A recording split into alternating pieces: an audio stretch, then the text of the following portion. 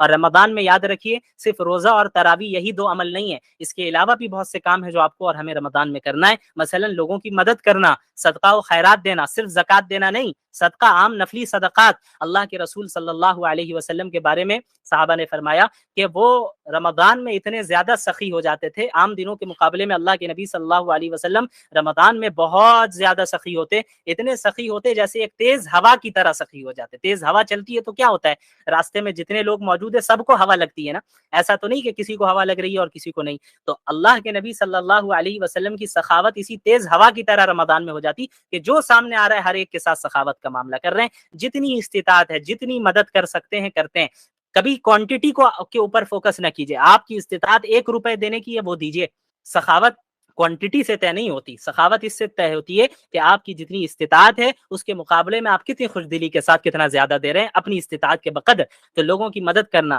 غربا مساکین کی مدد کرنا، اس کے علاوہ جو ہے مدارس کے طلبہ ہیں، مدارس سے آتے ہیں، چاروں طرف سے سفراء آتے ہیں جو مدارس کے لیے ڈونیشن لیتے ہیں، ان کی مدد کرنا، ان کے ساتھ بدتمیزی نہیں کرنا۔ دیکھا جاتا ہے کہ ان سفراء کے ساتھ بدتمیزی کی جاتی ہے، لوگ سمجھتے ہیں اپنی جیب بھرنے آ رہے ہیں۔ بھائی وہ مولانا جو مدرسے سے آئے ہیں وہ اپنی جیب بھرنے نہیں آتے ہیں، بلکہ آپ پر احسان کر رہے ہیں کہ آپ کی زکوٰۃ کو صحیح جگہ پہ لگاتے ہیں۔ وہ کیا ہمارے اور آپ کے اندر اتنی صلاحیت ہے، اتنا گٹس ہے کہ ہم راستے میں نکلیں اور صحیح مستحق زکوٰۃ کو تلاش کریں؟ ہمیں آتا ہی نہیں ہے، پتہ ہی نہیں ہے کون مستحق ہے اور کیا ہے۔ وہ ہمارے گھر میں آ رہے ہیں، ڈور ٹو ڈور سروس دے رہے ہیں، وہ اس سے بڑی چیز اور کیا چاہیے، اور اللہ کے لیے دے رہے ہیں۔ آپ کے پیسے کو وہ صحیح جگہ پہ لگاتے ہیں، جہاں زکوٰۃ کا مصرف ہے وہاں پہ لگاتے ہیں۔ اس کے علاوہ بھی آپ کو دیگر جگہوں پہ خرچ کرنا ہے۔ کیا مکمل زکوٰۃ رمضان میں ادا نہ کر سکے تو کیا پکڑ ہوگی؟ دیکھیں یہ یاد رکھیے کہ زکوٰۃ کا رمضان سے کوئی تعلق نہیں ہے۔ یہ ہمارے معاشرے میں چل پڑا ہے کہ رمضان میں ہی زکوٰۃ ادا کرتے ہیں۔ زکوٰۃ جب آپ پر ادائیگی اس کی واجب ہو جائے گی، چاہے محرم میں ہو، سفر میں ہو، ربیع الاول میں ہو، یا رمضان میں ہو، یا غیر رمضان میں ہو،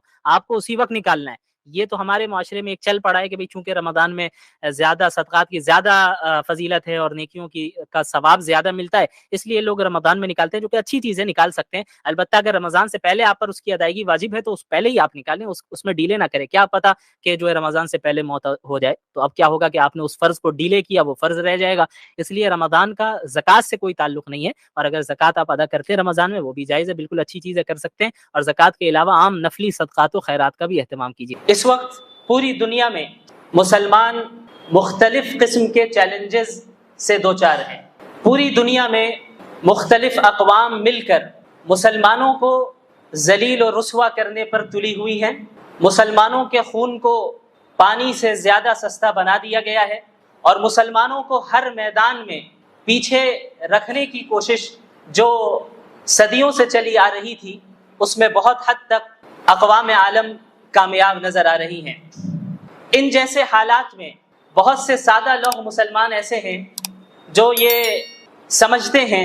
کہ ہم چونکہ دین اسلام پر عمل کر رہے ہیں تو آخر ہمارے اوپر اس طرح کی آزمائش کیوں آ رہی ہے؟ ہم اللہ کے نبی محمد الرسول اللہ صلی اللہ علیہ وسلم کے ماننے والے ہیں، ہم تو توحید کے قائل ہیں، ہم تو قرآن کریم کو اللہ کا کلام تسلیم کرنے والے ہیں، پھر آخر دنیا میں ہمیں ذلیل و رسوا کیوں کیا جا رہا ہے؟ اور بسا اوقات اس طرح کے شبہات اور اشکالات کے نتیجے میں ایک عام مسلمان کا ایمان متزلزل تک ہو جاتا ہے، اور باقاعدہ اسلام مخالف طاقتوں کی طرف سے اس طرح کے اعتراضات اور اشکالات مسلمانوں کے ذہن میں پیدا کرنے کی کوشش کی جاتی ہے تاکہ مسلمان مایوس ہو جائیں، تاکہ مسلمان دین اسلام سے پیچھے ہٹ جائیں اور باطل طاغوتی نظام کے سامنے اپنے آپ کو سرنڈر کر دیں۔ ہمیں معلوم ہونا چاہیے کہ اس طرح کی آزمائش جس سے اس وقت موجودہ زمانے میں امت مسلمہ دوچار ہیں، ایسا نہیں ہے کہ اس طرح کی آزمائش یہ پہلی مرتبہ امت مسلمہ پر آ رہی ہے، یا یہ کہ اللہ کے ماننے والوں پر پہلی مرتبہ اس طرح کی آزمائش آ رہی ہے، بلکہ آپ اگر قرآن کریم کا مطالعہ کریں گے، اللہ کے نبی محمد الرسول اللہ صلی اللہ علیہ وسلم کی احادیث کا مطالعہ کریں گے تو آپ کو معلوم ہوگا کہ پچھلی قوموں کے اوپر بھی اس طرح کی آزمائشیں آئیں جو اللہ کے ماننے والی قوم تھی، ایسی قوم جو انبیاء کی اطاعت کرنے والی تھی، انہیں بھی مصائب سے، مشکلات سے دوچار کیا گیا، یہاں تک کہ خود انبیاء علیہم السلام مصائب اور مشکلات سے دوچار ہوئے، اور محمد الرسول اللہ صلی اللہ علیہ وسلم جو سید الانبیاء ہیں، افضل الانبیاء ہیں، انہیں سب سے زیادہ اس دنیا میں تکلیف پہنچائی گئی۔ اگر محض ایمان لے آنے کا نتیجہ یہ ہوتا کہ اس دنیا میں بھی مسلمانوں کو کسی طرح کی تکلیف نہ دی جاتی، تو اس کے سب سے زیادہ مستحق خود محمد الرسول اللہ صلی اللہ علیہ وعلی آلہ وصحبہ وسلم تھے۔ لیکن اللہ کے نبی صلی اللہ علیہ وسلم نے کیا فرمایا؟ آپ صلی اللہ علیہ وسلم نے فرمایا اشد الناس بلاء الانبیاء، اس دنیا میں سب سے زیادہ آزمائشیں انبیاء کو آتی ہیں، ثم الامثل فالامثل، پھر دین کے اعتبار سے ان سے قریب تر جو ہوگا اس کے اوپر آزمائشیں آئیں گی۔ تو آزمائشوں کا آنا یہ اس بات کی ہرگز دلیل نہیں ہے کہ ہم حق پر نہیں ہیں، بلکہ آزمائشوں کا آنا ایک اعتبار سے اس بات کی دلیل ہے کہ ہم حق پر ہیں اور ہم اللہ کے نبی صلی اللہ علیہ وسلم کے ماننے والے ہیں اور اللہ کے نبی صلی اللہ علیہ وسلم کے طریقے کے مطابق زندگی گزارنا چاہتے ہیں۔ آپ کو معلوم ہونا چاہیے کہ خود اللہ کے نبی صلی اللہ علیہ وسلم کو اپنی زندگی میں کتنی تکلیفوں کا سامنا کرنا پڑا، کس طریقے سے اللہ کے نبی صلی اللہ علیہ وسلم کو قتل کرنے کے منصوبے بنائے گئے، کس طریقے سے آپ صلی اللہ علیہ وسلم کو کعبے کے سامنے عبادت کرنے سے مشرکین مکہ روکا کرتے تھے۔ ایک مرتبہ اللہ کے نبی صلی اللہ علیہ وسلم سجدے کی حالت میں تھے کہ ایک مشرک آیا اور آپ صلی اللہ علیہ وسلم کے اوپر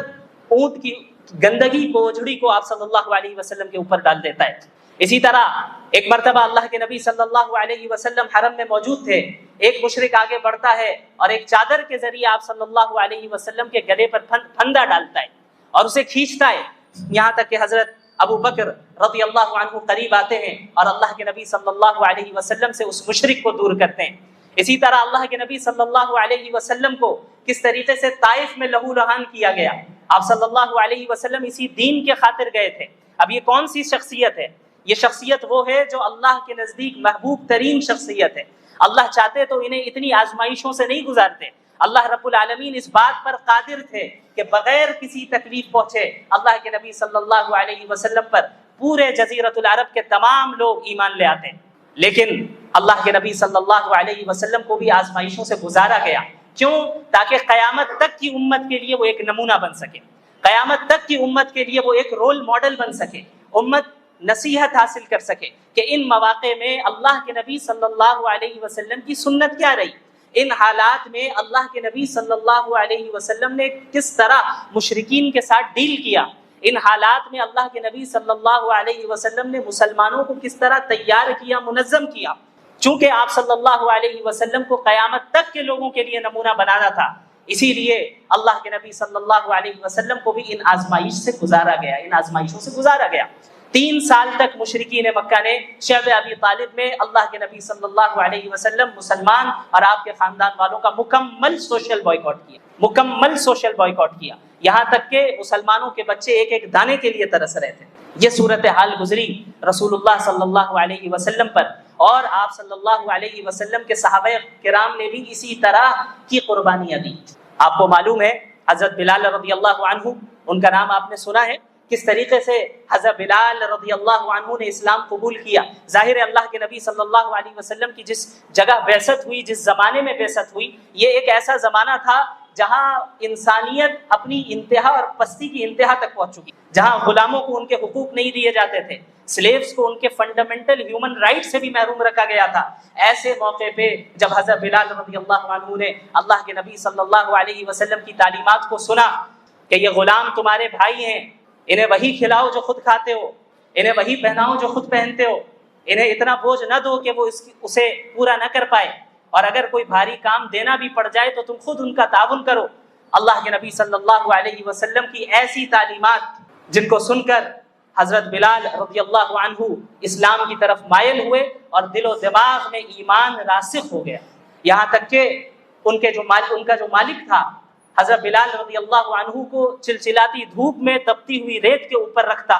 مکہ المکرمہ کی گرمی سے ہم سب واقف ہیں، جو بھی وہاں گئے ہیں جانتے ہیں کہ کس طرح کی شدید گرمی ہوتی ہے۔ وہاں کی تپتی ہوئی ریت کے اوپر حضرت بلال رضی اللہ عنہ کو رکھا جاتا اور ان کے سینے کے اوپر بھاری پتھر رکھا جاتا اور بار بار یہ کہا جاتا کہ تم محمد کے اتباع سے پیچھے ہٹو، اور وہ کیا کہتے؟ احد احد، صرف ایک اللہ، صرف ایک اللہ۔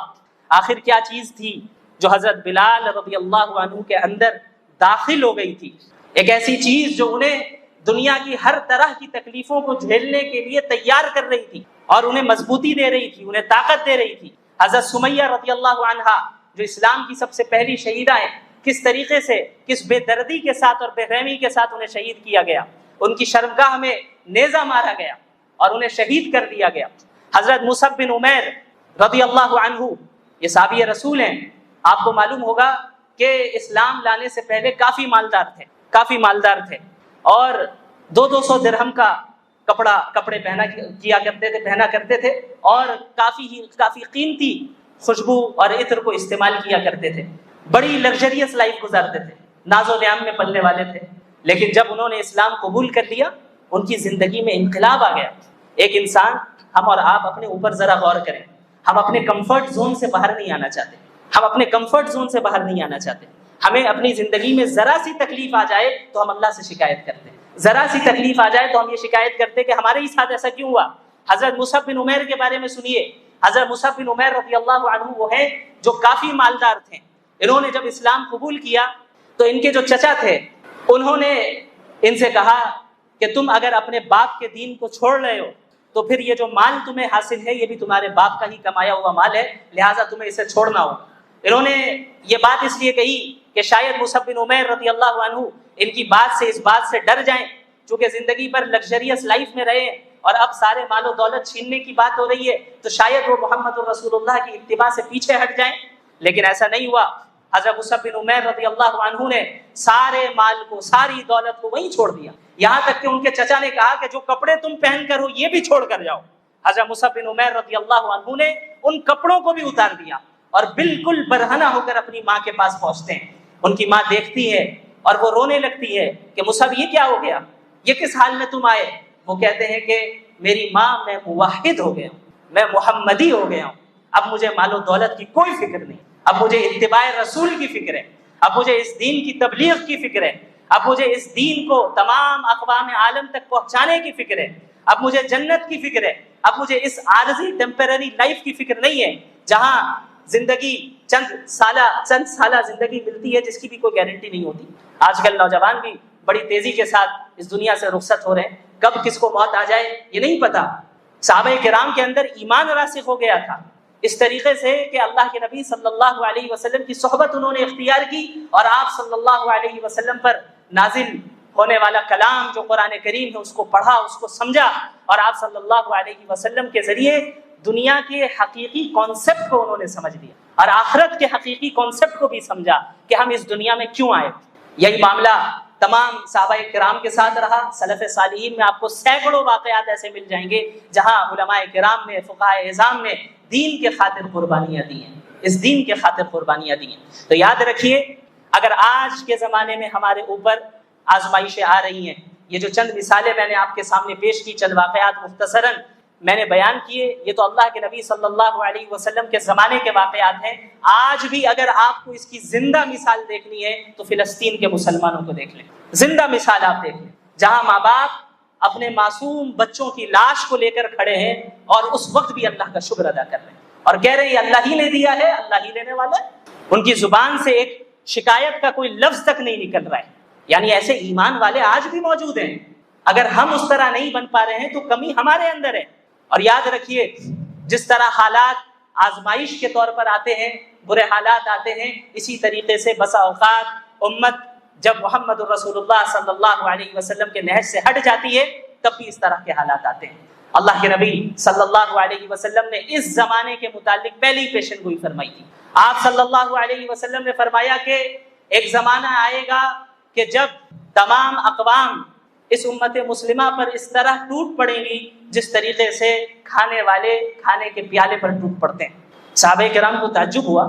کہ آخر ایسا کیسے ہو سکتا ہے، کیا ہماری تعداد اتنی کم ہوگی؟ اب اس پر غور کریں۔ صحابہ کرام کے ذہن میں یہ بات آئی کہ کیا ہماری تعداد اتنی کم ہوگی، کیونکہ ہو سکتا ہے ظاہری اسباب کے تحت ہم مغلوب ہو جائیں۔ دین کو چھوڑ دینے اور دین پر عمل نہ کرنے کا تصور بھی ان کے ذہن میں نہیں تھا۔ انہوں نے یہ بات کہی کہ یا رسول اللہ، کیا ہماری تعداد اتنی کم ہوگی؟ اتنی کم ہوگی؟ آپ صلی اللہ علیہ وسلم نے فرمایا کہ نہیں، تمہاری تعداد بہت ہوگی، لیکن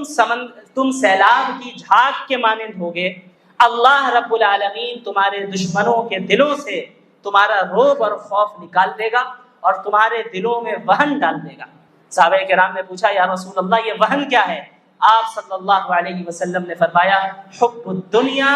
وکراہیت الموت، دنیا کی محبت اور موت کا ڈر، دنیا کی محبت اور موت کا ڈر۔ آپ صلی اللہ علیہ وسلم نے ان حالات کی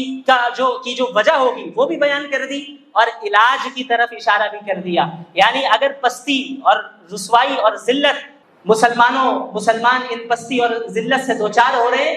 تو اس کے پیچھے یہ دو وجہ ہوگی کہ ان کے اندر دنیا کی ایسی محبت آ جائے گی کہ وہ دین کے لیے پھر قربانی دینے کے لیے تیار نہیں ہوں گے۔ موت سے ایسا ڈر آ جائے گا، جب بھی دنیا کی محبت آئے گی لازماً اس کا نتیجہ یہ نکلے گا کہ موت سے کراہیت ہوگی، موت سے انسان ڈرے گا۔ کیوں؟ کیونکہ وہ دنیا ہی کو سب کچھ سمجھنے لگتا ہے، وہ اس کے ذہن سے آخرت کا عقیدہ اوجھل ہو جاتا ہے، کلیئر نہیں رہتا، تو وہ اس دنیا میں اپنے اوپر تکلیفوں کو برداشت نہیں کر پاتا، وہ یہ سوچ نہیں پاتا کہ بھائی مجھے مرنا بھی ہے اور اگر میں نے حق کی آواز بلند کی تو مجھے تکلیفوں کا سامنا کرنا پڑ جائے گا، مجھے اپنے کمفرٹ زون سے باہر نکلنا پڑے گا، مجھے لگژریس لائف کو چھوڑنا پڑے گا، اس دین کے خاطر چھوڑ دینا پڑے گا۔ تو اللہ کے نبی صلی اللہ علیہ وسلم نے ان دونوں چیزوں کی طرف اشارہ فرما دیا کہ حب الدنیا و کراہیت الموت، دنیا کی محبت اور موت کا ڈر، یہ اس امت میں داخل ہو جائیں گی۔ لہٰذا اسی حدیث سے اس پستی کا حل بھی ملتا ہے، اور وہ حل یہی ہے کہ ہم امت مسلمہ مل کر اپنے اندر سے دنیا کی محبت کو ختم کریں اور اللہ کی حقیقی محبت اپنے اندر داخل کریں، آخرت کی حقیقی طلب اپنے اندر داخل کریں، اور ہم دنیا کے صحیح کانسیپٹ کو سمجھیں کہ ہم اس دنیا میں آئے ہیں یوں ہی نہیں پیدا کیے گئے، بلکہ ایک مشن کے ساتھ آئے، ایک مشن کے ساتھ آئے۔ ہماری ذمہ داری ہے کہ یہ 50 سالہ 60 سالہ زندگی یا جتنی بھی مل رہی ہے اس کو اللہ کے احکامات کے مطابق گزارے، تبھی قیامت کے دن آخرت میں وہ جنت ملے گی جس کے متعلق رسول اللہ صلی اللہ علیہ وسلم نے فرمایا ما لا عین رأت، جسے کسی آنکھ نے دیکھا تک نہیں، ولا اذن سمعت، جس کی حقیقت کو کسی کان نے سنا تک نہیں، ولا خطر علی قلب بشر، جنت ایسی جگہ ہے کہ جس کے کسی کے امیجنیشن میں بھی نہیں آیا، وہ جنت کسی کے امیجنیشن میں بھی نہیں آئی، ایسی جگہ ہے، ایسی لگژریس لائف آپ کو ملے گی جہاں کبھی کوئی موت نہیں آنے والی، جہاں کبھی کوئی بیماری نہیں، جہاں کوئی فقر و فاقہ نہیں، جہاں کسی طرح کی تکلیف نہیں۔ لیکن وہ جنت یاد رکھیں اتنی سستی نہیں ہے،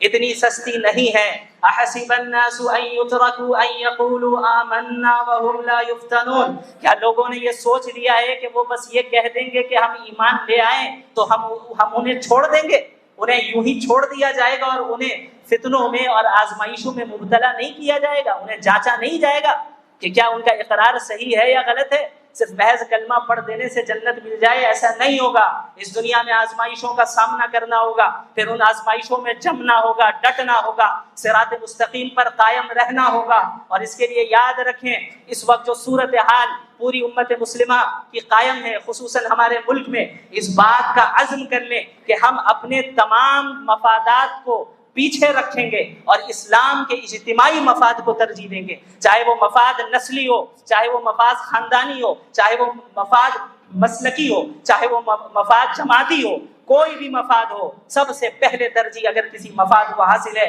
تو وہ اسلام کے اجتماعی مفاد کو حاصل ہے۔ لہٰذا سب سے پہلا کام ہمارا یہ ہے کہ ہم بحیثیت امت مسلمہ متحد ہوں، کلمہ توحید پر متحد ہوں، باطل کے خلاف متحد ہوں۔ ہم یہ نہیں کہتے کہ سارے مسلمان ایک ہی مسلک اختیار کر لے، سارے مسلمان ایک ہی فرقہ اختیار کر لے، یہ بظاہر عملی طور پہ مشکل ہے، بلکہ بسا اوقات اس کے نتیجے خراب نکل سکتے ہیں۔ میری دعوت یہ ہے کہ ہم کلمہ توحید پر تو متفق ہو جائیں، ہم باطل کے خلاف تو متحد ہو جائیں۔ اگر ہم نے یہ اتحاد کر لیا اور اللہ اور اس کے رسول کی اطاعت کو اور اللہ اور اس کے رسول کی تعلیمات کو اپنی زندگی میں شامل کر لیا تو یاد رکھیے دنیا کی کوئی طاقت آپ کا کچھ نہیں بگاڑ سکتی۔ یہ اللہ کا وعدہ ہے، وَأَطِيعُوا اللَّهَ وَرَسُولَهُ وَلَا تَنَازَعُوا فَتَفْشَلُوا وَتَذْهَبَ رِيحُكُمْ وَاصْبِرُوا إِنَّ اللَّهَ مَعَ الصَّابِرِينَ۔ اللہ اور اس کے رسول کی اطاعت کرو، آپس میں تفرقہ نہ ڈالنا،